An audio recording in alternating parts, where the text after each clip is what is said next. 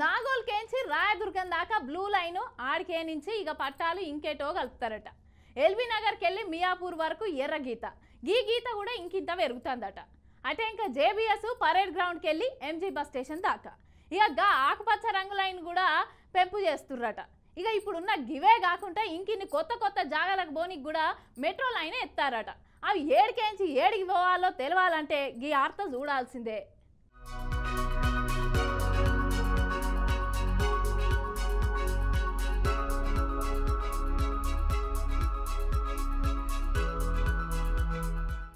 కరుని మధురా నగర్ తలుపులు ఎడమ వైపున తెరుచుకుంటాయి. తరువాతి స్టేషన్ అమీర్పేట్. రెడ్ లైన్ కొరకు ఇక్కడ దిగండి. అరే, మెట్రో స్టేషన్ లో అనౌన్స్మెంట్ చేసినట్టుగానే ఉన్నదిగా రైలు బండ్లే.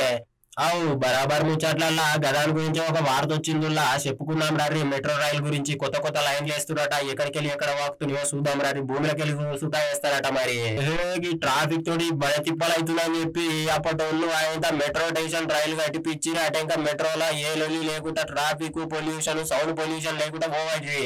కానీ ఇంకా కూడా సరిపోతలేవు. చాలా చోట్ల ట్రాఫిక్ అవుతుంది, మస్తు ఇబ్బంది అవుతుందని చెప్పి కొత్త సర్కారు రేవంత్ రెడ్డి సర్కారు ఏం చేసిండో చూడండి. కొత్త నిర్ణయం తీసుకురాట.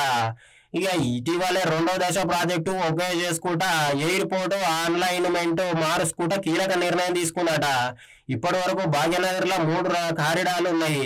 ఇక ఇప్పుడు 9 కారిడార్లు ఏర్పాటు చేయనున్నాయి అన్నట్టు. 2వ దశలో మొత్తం 116.2 కిలోమీటర్ల వరకు మెట్రో రైలు నిర్మాణం చేపట్టనుందట. కారిడార్ 4 భాగంలో నాగోలు అటంకా ఆర్జీఐఏ శంషాబాద్ ఎయిర్పోర్ట్ వరకు కారిడార్ ఉండబోతుందట.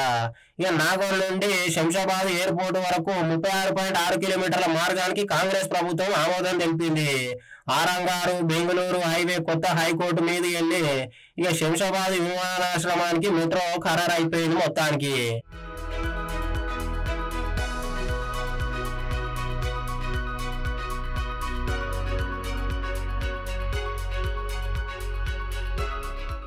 ఇక ఇదే లెక్కలో చూసుకుంటే 2వ దశలో ఫ్యూచర్ సిటీ వైపు మెట్రో రైలు పరుగులు తీయనున్నది అన్నట్టు. ఈ మార్గంలో ఎయిర్పోర్ట్ స్టేషన్ సహా మొత్తం 24 మెట్రో స్టేషన్లు ఉండనున్నాయి అన్నట్టు. ఈ ఎయిర్పోర్ట్ కారిడార్ 1.6 కిలోమీటర్ల మెట్రో లైన్ భూగర్భంలోకి వెళ్ళేస్తారట. ఇక కారిడార్ 5 భాగంలోనైతే రాయదుర్గ్ కోకాపేట పోలీస్ స్టేషన్ వరకు అటెంకా సుమారు 11.6 కిలోమీటర్ల వరకు నిర్మాణం చేపట్టనున్నారు అన్నట్టు.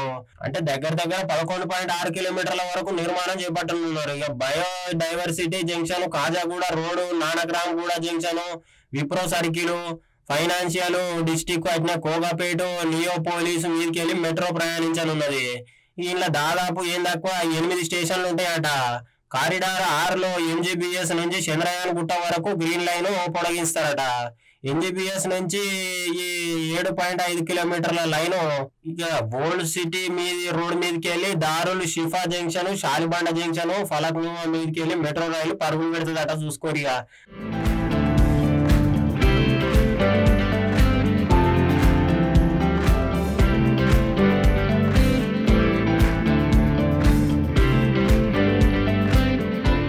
కారిడార్ 7లో మియాపూర్కి వెళ్ళి పటాన్ చెరువు వరకు విస్తరిస్తారట.